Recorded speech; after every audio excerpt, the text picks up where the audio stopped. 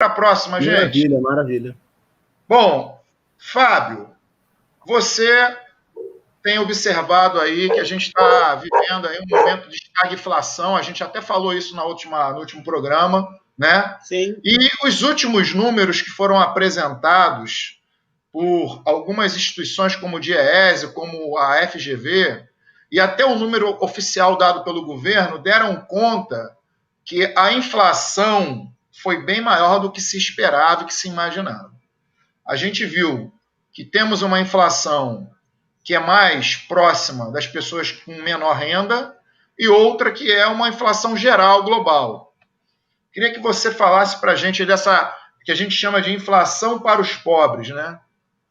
A inflação, mais uma vez aí, boa noite, tá um prazer estar falando com vocês e estar falando dessa pauta e estar dividindo com vocês, né? Digo vocês que estão aqui, o Euler, o Marcelo, o Rafael e também você que está participando. A inflação é sempre a corrosão do poder de compra. O problema todo é como eu recomponho a minha renda, já que poder de compra e renda são coisas que se igualam, né? Evidente que se você estiver numa região do Brasil onde o poder de compra é mais favorável, então talvez a sua renda seja um pouquinho menor e você consegue ter o mesmo poder de compra do que, por exemplo, numa grande cidade como São Paulo. Mas o ponto principal é que essas instituições elas estão medindo através dos seus índices e através de faixas salariais que muitos índices desses cobrem, por exemplo, como o índice de preço ao consumidor para pessoas que ganham até 2,5 salários. E o problema todo é que se você ganha 2,5 salários mínimos e você está numa grande cidade, você tem um custo de vida muito alto. Então, uma parcela muito significativa da sua renda é destinada para a sua existência. Entenda a existência, alimentação. Consumo. Sabe? Ou subsistência, né, Fábio? Que é a realidade do povo brasileiro, dos 96% da população, né? Perfeito. Então, é como na minha aula de economia, onde eu desenho uma barra no quadro e vou colocando coisas que você precisa. Então, o primeiro é alimentação, moradia, lazer, transporte, comunicação, né, que nós estamos fazendo aqui, que é a rede social, internet, telefone. Só que, quando você só tem o básico, e o pior, esse básico está sofrendo um processo inflacionário extremamente perverso. Por quê? Porque precarização do trabalho, regime intermitente de trabalho, 15 milhões, 14, 15 milhões de pessoas desempregadas, Uber, né, falando aí, dando nome ao boi, né, falando como no agronegócio, pegando 30% da corrida que essa pessoa está fazendo lá no aplicativo. Sim, e agora Uber Eats, Rap, não sei o quê. Então, tudo forma de diversificação. É isso aí. Então, ela trabalha para quê? Ela trabalha para se alimentar. E aí é a inflação mais perversa que tem, porque ele não consegue ter poder de compra, nem barganha no mercado para que ele possa recompor a renda dele. Pelo menos para consumir o que consumia antes. Né? E numa conversa em paralelo que nós tivemos aqui, eu me lembrei do carré, né? Alguns lugares chamam de carré, outros chamam de bisteca, que era R$9 e tem lugar que é 25. Então, o preço do tomate, o preço do pão, né, quando varia. Isso. Aí há um argumento na pesquisa onde houve a questão climática, em que a safra de feijão, né, sofreu com isso, a batata, o tomate. Sim. Mas o ponto principal é o seguinte: como é que a gente vai garantir uma expressão que é muito interessante, chamada segurança alimentar? Se você não impõe barreiras, por exemplo, para exportar arroz, e aí esse arroz fica por R$30, 5 quilos, ou seja, aquilo que era barato para a gente no dia a dia se tornou caro. Então tem um momento que o discurso liberal, ele cabe sim, né? Vamos colocar cada um no seu trilho. Mas tem momento que o discurso liberal não cabe, mesmo os países liberais, nesse momento de pandemia, eles estão intervindo e devem intervir e suspender alguns pontos, porque tem que garantir a segurança alimentar da sua população. Ah, tudo bem, a internet não está dando conta. Tudo bem. Mas arroz, feijão, batata, essas coisas, você tem que garantir na mesa de todo cidadão brasileiro. Sabe, eu quero passar o ponto para vocês, né, essa pauta, para que a gente possa debater esse tema melhor com vocês. Fábio aí, a todos que nos assistem, né? Eu vou pegar um pedacinho aqui da palavra com o Fábio. Bem, antes de a gente discutir aí pontualmente segurança alimentar, que é devido de segurança alimentar, a capacidade que o Brasil tem de exportar alimentos, sobretudo grãos, para garantir a do agronegócios, a produção de agronegócios, é para garantir a sustentabilidade dos nossos grandes latifundiários. Eu não estou com tenho essa leitura já há algum tempo, o que é uma prática. Tá? Se fizer um pouco um retrospecto na história do Brasil, se queimava café para não se vender café no mercado brasileiro. Isso. A leitura ruim que eu vejo, mais uma vez, a base continua pagando o preço disso, né? A base continua o preço. Aí se diz que a preocupação está em por que custa R$28 5 quilos do arroz, qualquer coisa, o nome? Olha, custa porque com esse país continental que com a capacidade de produção de alimentos e grãos que tem, ele tem optado na sua história a ofertar para o mercado externo e a garantir para nós o rebutalho do trigo. Eu lamento o rebutalho do feijão. E claro, por que aí a inflação para os pobres ela é diferente? Consome efetivamente o que está na sua mesa para a sua capacidade de produzir, no sentido de ter disponibilidade física para pegar o Japeri, o Santa Cruz, o Faro aqui dos ramais do Rio de Janeiro, o Parador, para ir para o trabalho, mas com alguma alimentação. Quando nós tivemos essa referência clara aí do frango sendo vendido mais barato, ou do 40 ovos por 15, que está participando das dinâmicas diárias, minimamente a população vai lá e consome o ovo.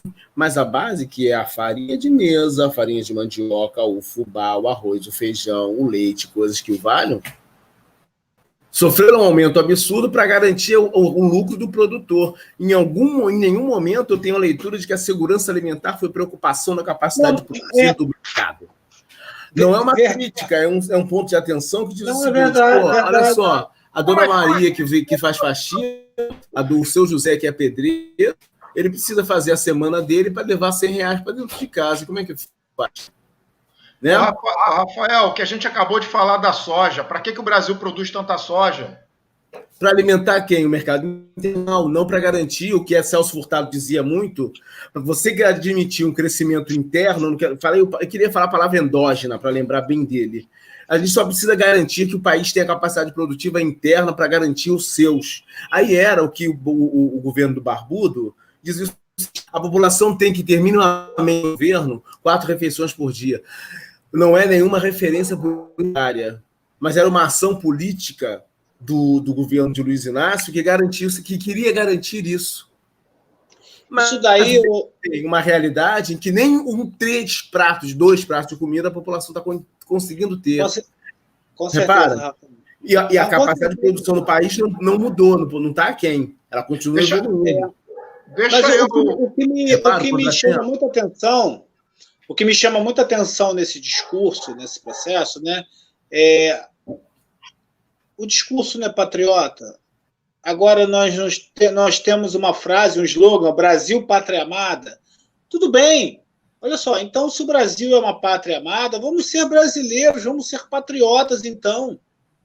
Não é usar a camisa da CBF, né, para poder bater panela. Não é só para isso, não. É para poder, olha, o meu irmão brasileiro, pode parecer tolo o que eu estou falando para alguns, mas se você for em países desenvolvidos, eles olham o cidadão que participa ali como um irmão. Não, eu não vou prejudicá-lo porque eu vou prejudicar o meu país, porque eu estou prejudicando e estou explorando alguém. Sabe? Deixa eu só... é muito individual, né? A gente está tendo participações aqui. Deixa eu só fazer, eu já vou deixar, Marcelo, passar para você.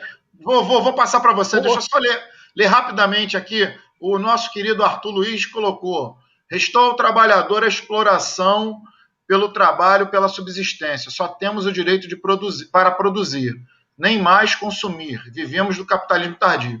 E o Henderson, que eu não vou me atrever a falar o nome, fez uma pergunta pertinente. Existe um índice de preços dos alimentos, tipo o índice de preço o IPCC da Construção Civil? Eu já vou dizer que sim, o Marcelo agora vai falar. O Marcelo domina bastante isso daí, pode dar essa resposta. Não. Por isso que eu fiz a interrupção.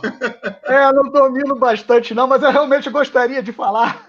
É porque é o seguinte, o Anderson também é um geógrafo de boa cepa. O Anderson, ele já havia feito uma intervenção interessante agora há pouco. Eu também pensei que fosse Henderson. Depois eu perguntei para ele, ele me explicou.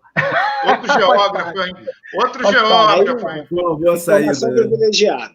É porque é o seguinte, só para chamar a atenção nessa questão da inflação para os pobres, o IPEA lançou o resultado aí do seu índice. Ele tem um índice de inflação por faixa de renda.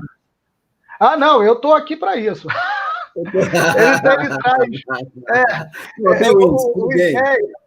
Vamos lá. O Túlio Vargas também tem, sim. Mas eu fui ao IPEA. O IPEA tem a publicação do índice de inflação por faixa de renda, né? E mostrou lá que 75% da inflação dos mais pobres veio da alta do grupo de alimentos e bebidas. Né? E é claro, a gente viu isso muito recentemente por força da alta do arroz, do preço do arroz, do óleo de soja, e assim vai.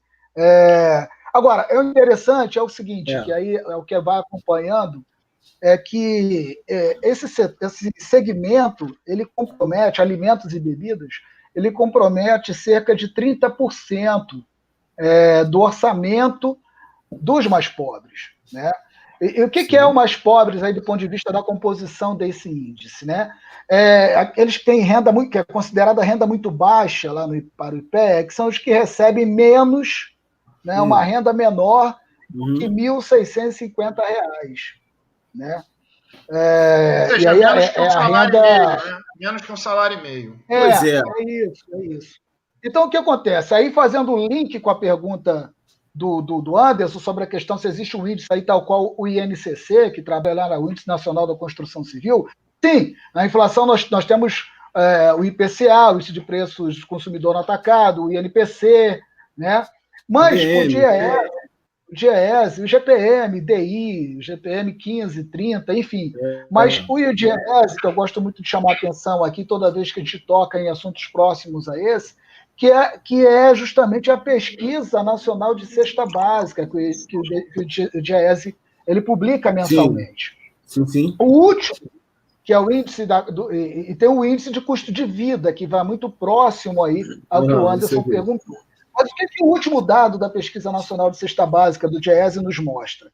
É que, em dezembro, houve um comprometimento do salário mínimo na ordem de 58%. Ou seja, 58% do salário mínimo é comprometido para a compra da cesta básica. Em novembro, era de 57%. Então, para fazer coro aí aos colegas, os companheiros aqui de Goiás, por exemplo, o Valdir e o Anderson, aqui em Goiás, em novembro, esse índice era de 57%. Em dezembro, passou para 58%. Né? O Brasil, em novembro, era de 56%. Em dezembro, caiu um pouquinho, mas permaneceu na casa dos 56%. É claro, só para deixar os meus amigos aí do Rio de Janeiro, os cariocas, quem tem amigo não morre pagão, o Rio de Janeiro, né? O Rio de Janeiro, o índice em dezembro foi de 64% e de novembro 65%. Sim, Ou seja, o que eu quero chamar a atenção é o seguinte: 60% do salário mínimo brasileiro, do salário mínimo do trabalhador é comprometido com cesta básica. Sim, alimentação. É comprometido com e dentro dessa questão, a alimentação propriamente dita. É exatamente isso. Sim. E aí, se me permite, rapidamente, mais um elemento que eu penso ser muito interessante para essa análise do DIEESE, que aí depois os colegas, o Anderson, pode procurar, é o tempo médio de trabalho gasto, o tempo médio para adquirir os produtos da cesta básica pelo trabalhador no Brasil. Considerando um trabalhador que recebe um salário mínimo e trabalha 220 horas no mês, né? Esse dado de dezembro mostrou o seguinte, que o trabalhador precisou trabalhar no mês 115 horas e 8 minutos para poder comprar sua cesta básica. Ou seja, 52% do tempo de trabalho foi destinado para pagar a cesta básica, para pagar comida. Exato. Para pagar comida. E aí nós temos um ponto... Aproximadamente 18 dias de trabalho. Cara, mas é o seguinte, ó, o contrassenso... Olha o contrassenso. Eu queria dizer, com relação, né, a pergunta do Anderson, que é o seguinte, Anderson, a gente tem vários índices. Uns se aproximam mais, outros se aproximam menos. O DIEESE, para nós, assim, economistas progressistas, ele é o que se aproxima mais da realidade da população mais pobre, porque ele busca seus dados muito mais próximo da realidade. O FGV, o IPEA, né, não é que eles não sejam bons índices, os índices que esses organismos produzem, mas são índices, digamos assim, um pouco mais, uma visão mais macro, mais ampla da situação. Mesmo assim, o método é diferente. Mesmo assim, eu li uma reportagem, posso colocar depois, pedir para o Arthur colocar o link da reportagem na descrição, que no valor econômico, agora de dia 6, que a inflação, eu acho que eu coloquei lá no nosso grupo do Zap, a inflação para os mais pobres, segundo o IPEA, esse ano passaria de 2020, passou dos 6%. É recorde. Tá? Recorde exatamente. Isso. Recorde histórico. Agora eu quero lembrar dois fatos, né, que nós vivemos como alunos e hoje, né, somos professores, somos profissionais. Um deles foi a fala do Sidney Ramos, me lembrei desse professor fantástico, em Economia 2, que ele dizia o seguinte: a melhor inflação a ser medida é aquela que você sente no bolso. A que você então, sente no bolso.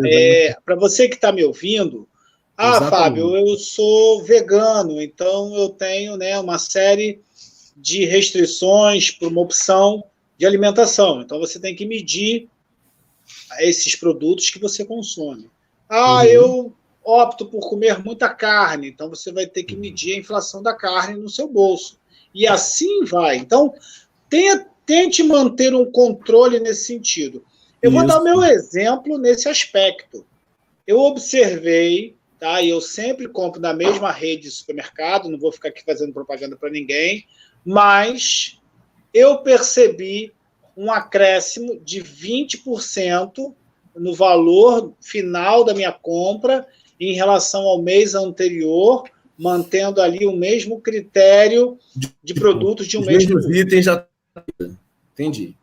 Então, essa inflação... Eu não estou querendo aqui ser, né, trombeteiro do apocalipse, nada disso, mas se você medir a inflação que você está sentindo no bolso, eu, por exemplo, de um mês para o outro, fui com a minha esposa e nós medimos lá e deu 20%, sabe?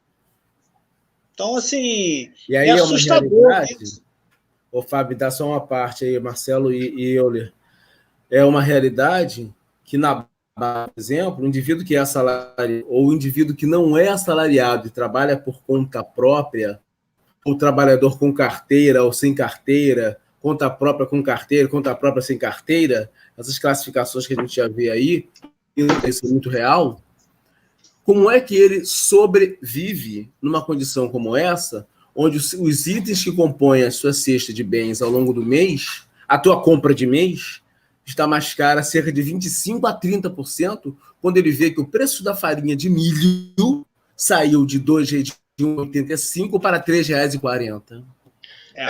Eu acho que isso tudo, gente... No país que tem esse contrassenso da produção de grãos que tem, que era disso que falávamos, e no revés, né? Se produzisse para garantir a produção interna, olha, viva Celso Furtado, garantiríamos o crescimento endógeno e o desenvolvimento também. Ou o crescimento interno. Aí não faz. nesse Eu estou processo. adorando o debate, mas eu preciso que... Eu me lembrei agora do nosso segundo professor, numa disciplina chamada Desenvolvimento Econômico, César Guedes, em que, na época, lá a meados da década de 90, ele dizia o seguinte: se o brasileiro escovar os dentes uma vez por dia, ter direito de usar um chinelo de borracha, né? Não vou falar aqui o nome, a marca, para não fazer propaganda, e se alimentar 2 vezes por dia e poder tomar banho com sabonete, a explosão de produção vai ser absurda, para você ver como tem pessoas excluídas nesse processo. Eu estou falando de 1994, né? Foi quando nós tivemos aula com ele. E voltamos a ter essa mesma fotografia agora em 2021. Gente, deixa eu pegar a palavra aí de vocês, roubar a palavra de vocês, agradecer aqui as participações maravilhosas. O Marcos fez uma pergunta, Marcelo, com relação à reforma trabalhista, que depois eu acho que vale a pena você responder ele no privado. E responder, Marcos, a você essa outra questão. O Marcos colocou uma questão interessante aqui. O maior incentivo à produção rural e menor importação, quando não necessária, assim tendo menores taxas a pagar, pode auxiliar? O que eu quero dizer, Marcos, é o seguinte: quem põe a comida na nossa mesa é a agricultura familiar. Essa agricultura familiar, que há tempos foi abandonada, que recebia incentivos até alguns anos atrás, mas que desde então, desde do golpe de 2016, vem sendo abandonada, é ela que garante o alimento na nossa mesa, porque ela é que produz para o mercado interno. Então, assim, sim, os incentivos ajudam a reduzir, porque ajudam a esses trabalhadores rurais, que são os verdadeiros heróis, a botar a comida na nossa mesa a um custo mais barato. Mas, infelizmente, o nosso mercado, o nosso país está se tornando tão agroextrativista que os olhares dos nossos produtores, os grandes produtores, estão todos para fora. Eles não olham mais para dentro.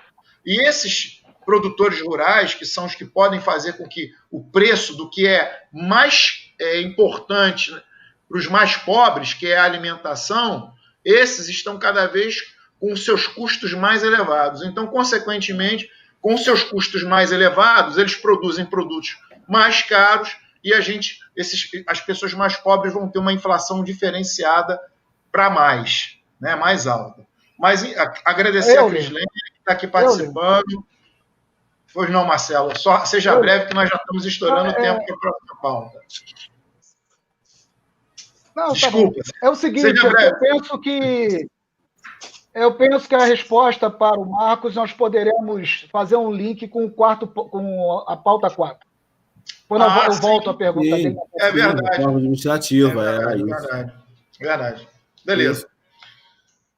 Bom.